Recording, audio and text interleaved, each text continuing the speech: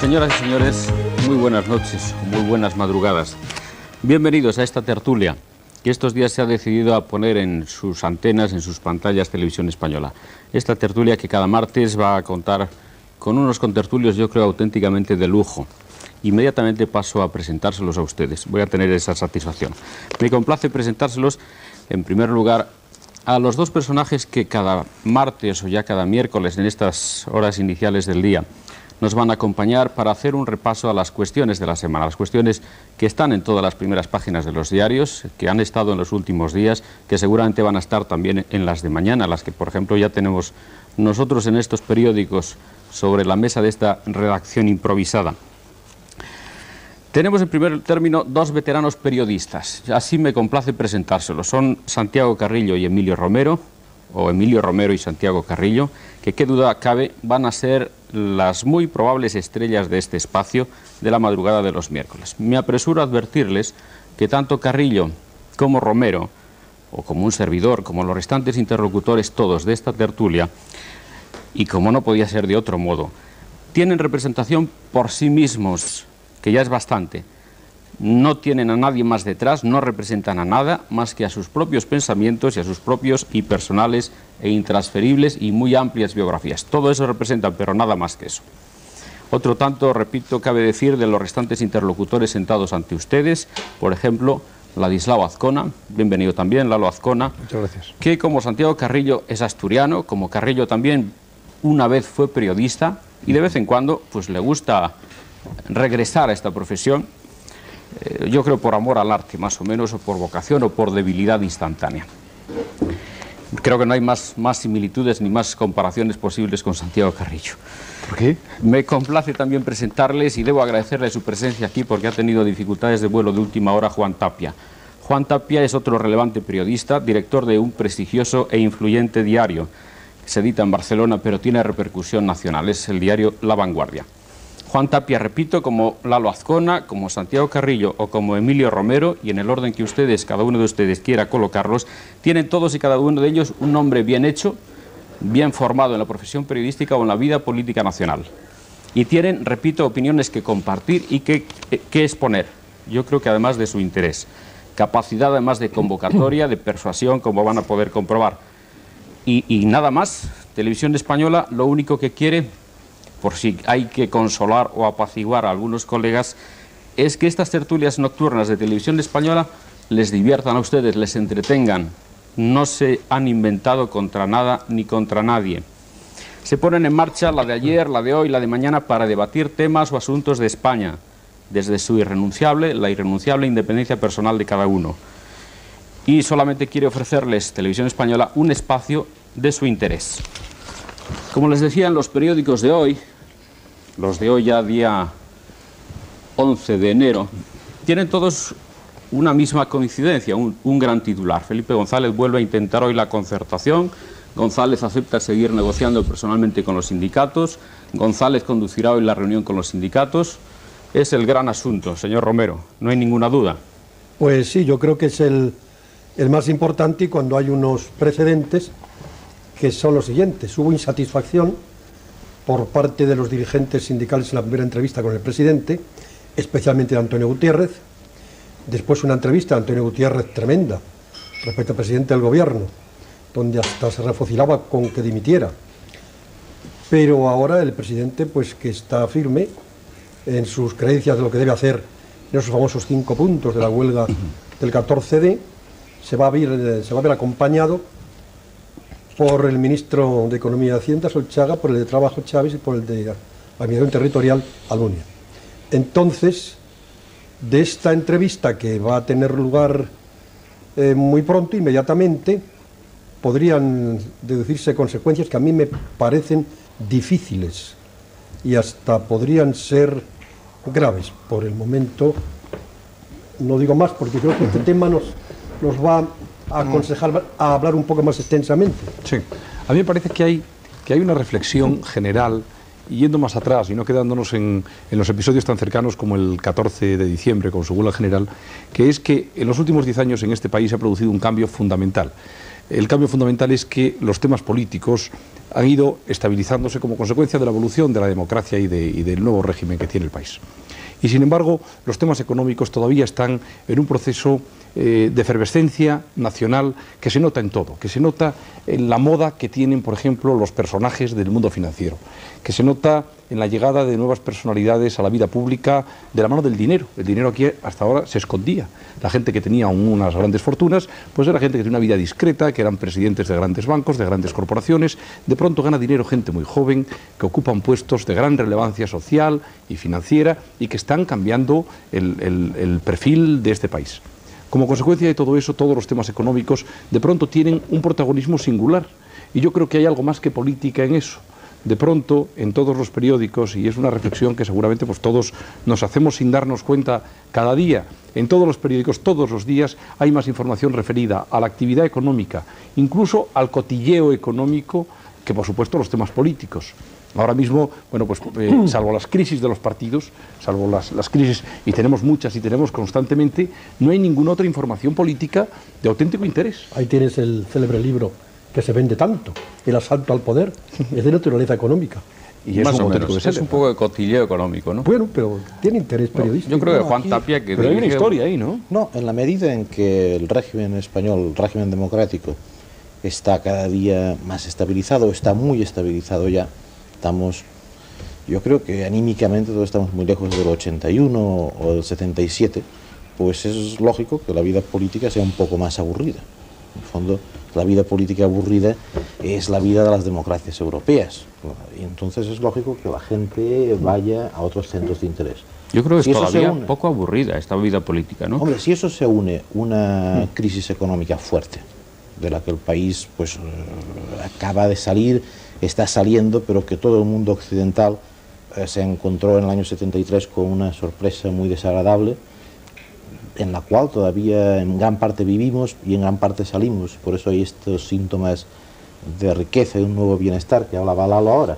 Pues es lógico, la democracia estabilizada, vida política un poco más normal, por lo tanto un poco más aburrida, entonces los temas económicos salen a la palestra en primer lugar. Ahora, la noticia de hoy, que es lo de Felipe González retomando la concertación, en el fondo esa noticia podía estar 10 años atrás. Esa noticia, Santiago Carrillo nos lo podía explicar, es un poco, de alguna forma, eso está en el túnel del tiempo de los pactos de la Moncloa, es una cosa que lleva 10 años planeando sobre la sociedad española, el pacto social, ¿no? Bueno, de todas maneras, es cierto que los temas económicos adquieren una importancia cada vez mayor en la prensa porque tienen muchos aspectos imprevistos, novedosos, pero no hay que olvidar que hace un mes escaso en este país ha habido 8 millones de huelguistas y el país ha estado paralizado y eso no lo conseguiría ningún acontecimiento, sin duda, político puro. Político puro. Ahora bien, eso yo te lo matizaré después que termine. De acuerdo. O de los 8 millones de huelguistas. De acuerdo. Podemos discutir eso si quieres, con mucho gusto. Matizar. Ya, no. Pero en fin, el problema, aunque fueran 7,5, me da lo mismo.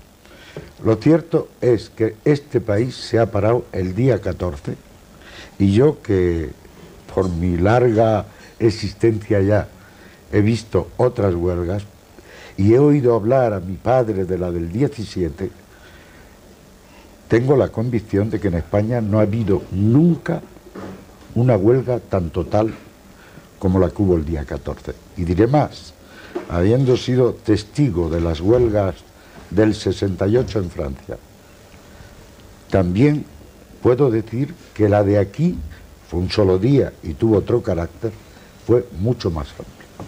Ahora, va a empezar la negociación, llamémosla negociación por el momento.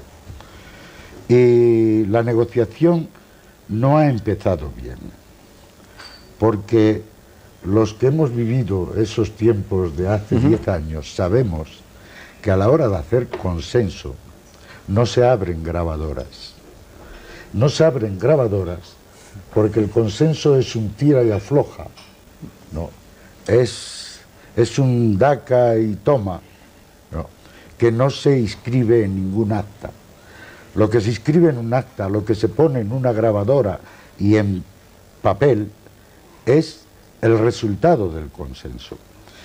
El hecho de abrir la grabadora ha creado una atmósfera de frialdad y de desconfianza muy grave, que se ha acentuado después con medidas parlamentarias que de hecho aplicaban aspectos como el plan de colocación juvenil que Felipe González había prometido meter en el cajón. ¿Te refieres a que fue grabada la conversación del presidente con los dos dirigentes sindicales? Sí, no habría que descartar que mañana vuelva la grabadora, claro.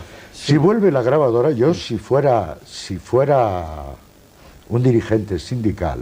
Pero se hizo con su consentimiento, según las informaciones periodísticas. Porque les pilló de sorpresa. Yo si fuera un dirigente sindical y me presento mañana a la reunión y me abren una grabadora, me marcho. Bueno, pero es que tienes que darte cuenta... Y me marcho por una razón, Emilio.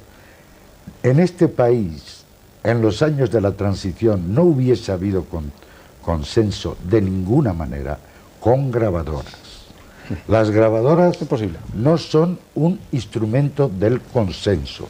Las grabadoras valen después a la hora del debate en las Cortes, cuando ya se ha hecho el consenso. Es que se va, yo creo que no compares lo de los pactos de la Moncloa del 77 pero esto es con estos asuntos de ahora. Pero en cualquier caso, no está mal la grabadora del todo, porque como los políticos tienen mala memoria, pues también de vez en cuando conviene un recuerdo. Políticos y los sindicalistas, ambas partes. Bueno, sí, pero nos referimos en general a lo que interviene en la vida Escucha, pública. en ninguna negociación, en ninguna negociación, yo estoy seguro, en las negociaciones que han dado origen a la fusión de los bancos, no ha habido grabadoras.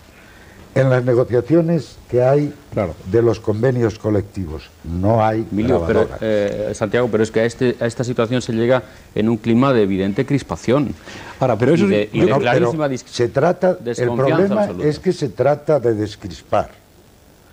Si después del 14 de diciembre la conclusión del presidente es que tiene que hacer una autocrítica, como la que ha hecho, a continuación de esa autocrítica hay que descrispar el ambiente con los sindicatos. Bueno, pero en una democracia se pueden imponer.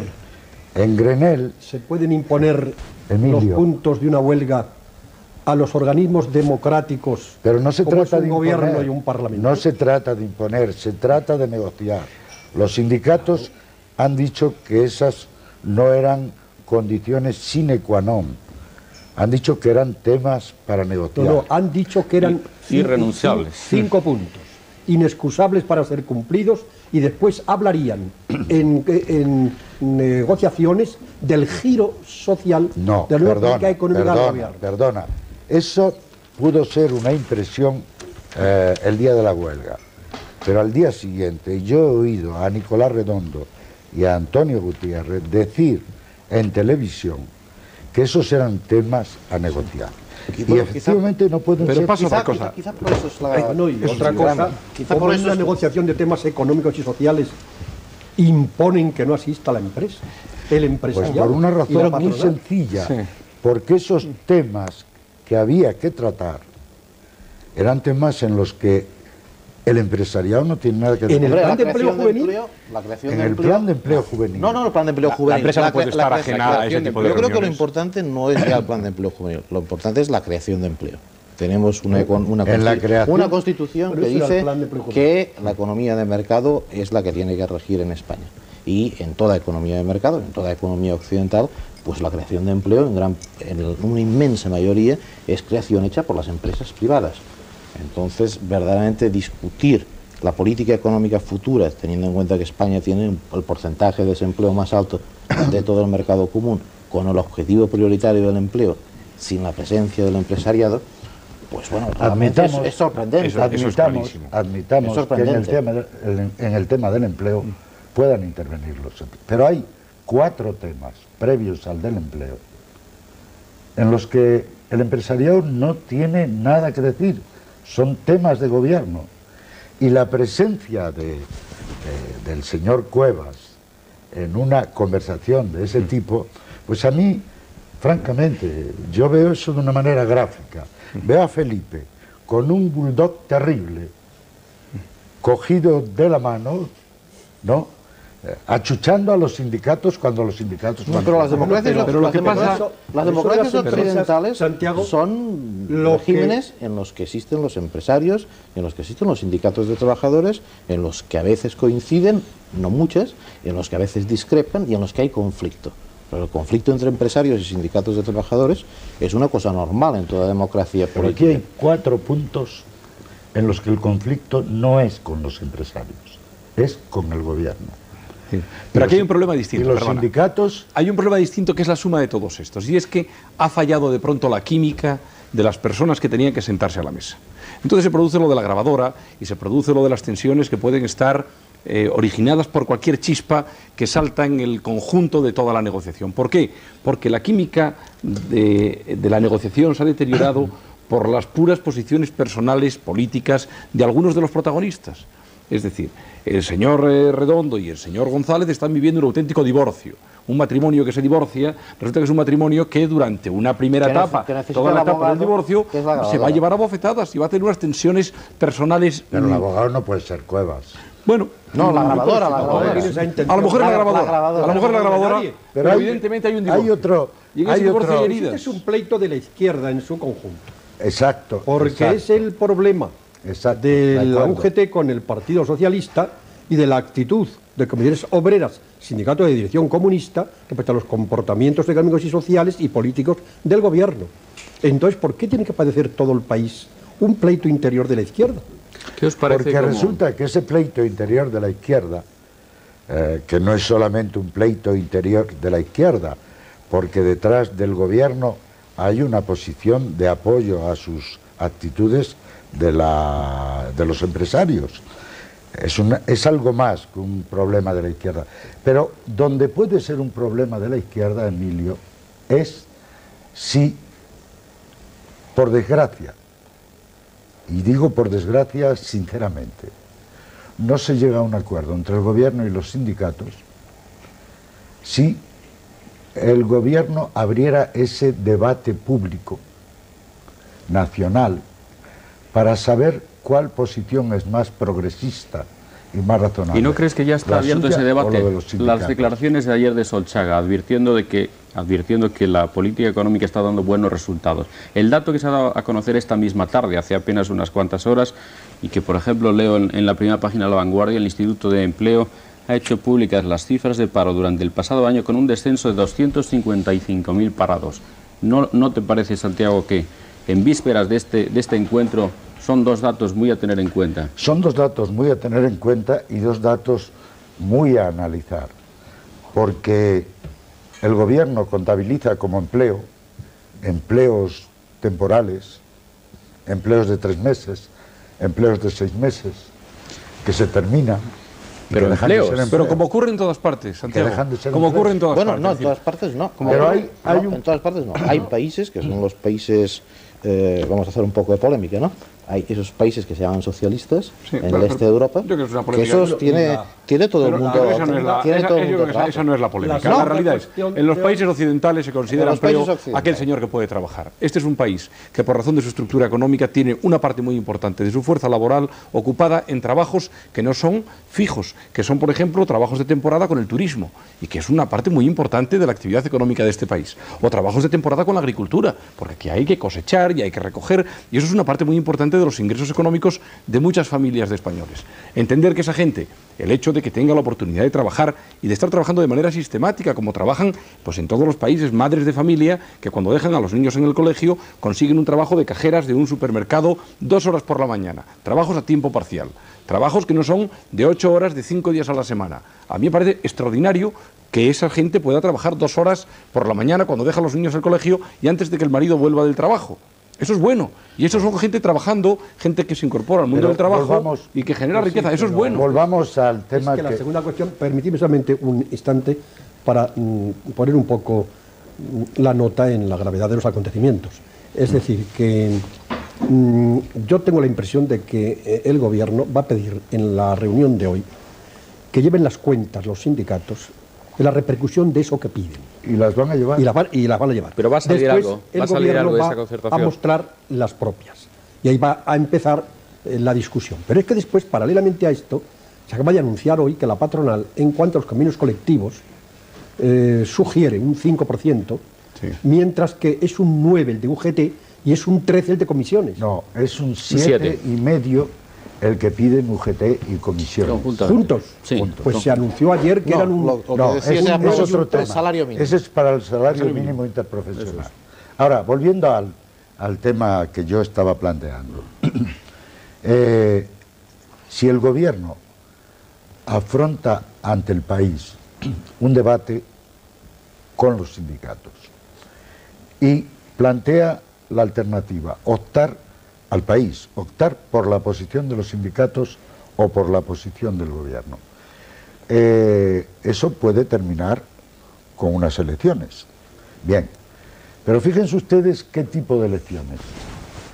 Serían la segunda edición del referéndum sobre la OTAN. Porque si se plantea, ¿quién tiene razón? ¿El gobierno o los sindicatos? ¿Qué van a hacer los partidos de centro? ¿Qué van a hacer los partidos de derecha? ¿Van a dar razón a los sindicatos? Evidentemente no. Tendrán que dar la razón al gobierno. Y entonces su situación sería como la del alma de Garibay, como sucedió cuando el referéndum. Usted No, siempre- no se sabía pero si si estaban por Es que en o elecciones estaban generales contra. no hay que dar la razón a nadie. Y eso sería un plebiscito a favor del gobierno. Don Santiago en siempre las nos habla de elecciones- Dios o del alma. En las ¿Cómo lo arregla elecciones usted? generales, si disolviera las Hombre, Cortes, hablo de Garibay, del alma del si disolviera espíritu de las Garibay. Cortes el presidente, ¿no se plantea ya el problema de las tesis económicas del gobierno y las de los sindicatos? plantea la Porque cada confianza en un partido gobierno, va claro. con su programa Sí, y su pero el diario tema de y dice fondo- al país lo que le conviene. El tema de fondo va a ser optar por la posición que ha tomado el gobierno en ese debate o por la posición que han No, en tomado las los elecciones. sindicatos. En unas elecciones no, Y ahora porque los cuando sindicatos asistimos- no tienen una Y lista. ahora cuando asistimos Los a la sindicatos no tienen refundación una lista. Bueno, de Alianza los Popular, sindicatos no tienen una lista, pero vamos a ver. Otra Si- cosa, si perdona. el gobierno plantea las elecciones como una prueba de fuerza con los sindicatos, es que no lo plantearía así. Es que no, pero es que no puede es que plantearlo. El fenómeno al que Yo estamos creo que llegando disolver las es que Cortes los sindicatos se exclusivamente. convierten en partidos paralelos. Es que- Esa es una figura también es- interesantísima que puede producirse en la este historia momento. ya se ha producido. Eso es, de pronto ahora tenemos un partido que es la UGT, es un la partido partido de la que es oposición. Comisiones Obreras y un partido que es el Partido Socialista, porque la derecha está en su efervescencia de este momento, Refundándose, está refundándose, que seguramente es otro tema que a lo mejor pues podríamos tocar sería aquí, ¿no? conveniente, sí. O deberíamos tocar, si no nos quedamos creo que toda la noche seguido. hablando de la guerra No, sindical. podemos ¿no? pasar. Pero la Enseguida realidad es pasamos. que se está produciendo una sustitución de las funciones clásicas de los partidos políticos por los sindicatos que de pronto se ven reforzados por una fuerza social que es el éxito en una huelga general, como no ha habido nunca una en la historia de España. Antes de vamos pasar a hablar esta un poquito, refundación. aunque fueran 3 minutos. Emilio, antes de pasar a la refundación. O mucho menos lo de la huelga del 14 de. Muy bien. Tampoco exageremos las cosas. El valor positivísimo que tuvo esa huelga es, como decía muy bien Santiago, tenemos los antecedentes del 17 y del 34 que fueron violentos, y este ha sido pacífico.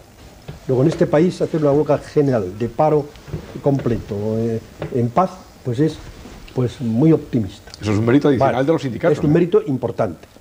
Pero segunda cuestión, ¿todo el país fue solidario de esa convocatoria de huelga por los dos sindicatos? No es así realmente, sino una gran parte movilizada por los sindicatos, pero otros muchos no fueron porque no quieren jaleos ni follones en Sin este duda, país. sin duda. Y, además, Y mucha los que gente porque querían se ir- asustó y además cuando los- vio que se cortaba la y además televisión los que la querían noche ir anterior. Tampoco fueron protegidos por el gobierno, Efectivamente. como ocurre en otros países. Pero la Así es conclusión final eso es de que la, se paró el de la- país. de la unanimidad de la huelga no es exacto.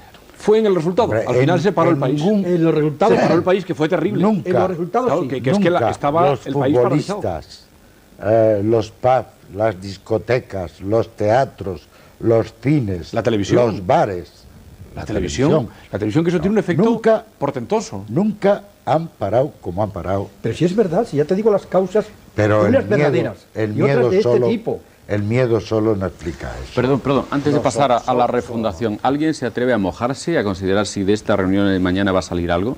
No, yo creo que Felipe González se juega aquí bastante. O sea, él lleva 6 años gobernando España con un doble mensaje, que es modernización económica y por lo tanto política económica ortodoxa en la línea que se hace en Europa, y al mismo tiempo concertación social. Será elástico, pero no se entregará. Esto ha funcionado en España durante 6 años, con dificultades, pero es un modelo que ha funcionado. Y esto en este momento está a punto de quebrarse. Entonces yo creo que eso explica un poco que el presidente haya sustituido a Chávez e incluso se haga acompañar mañana por Almunia, según acabamos de enterarnos. Solchaga, Chávez y Almunia. Solchaga, Chávez y Almunia, que Almunia es el autor en gran parte del AES, que es el último pacto que hay del gobierno viejo sindicalista con COE y que con no dio UGT. mucho resultado, por cierto. Bueno, sí que... Bueno, fue una herramienta. Podemos analizar el AES después, ¿no? Pero lo cierto es que Felipe González retoma él personalmente la concertación mañana, sustituyendo a Chávez, llamando a Almunia, llamando incluso a Solchaga, porque yo creo que el modelo de modernización económica y concertación social que Felipe González ha estado vendiendo a este país y que ha funcionado, está a punto de quebrarse. Y si ese modelo se quiebra, entonces Felipe González y el PSOE tienen que dar otro mensaje al país. Entonces yo creo que va a apurar al máximo que el funcionamiento de la modernización económica y la concertación social continúe.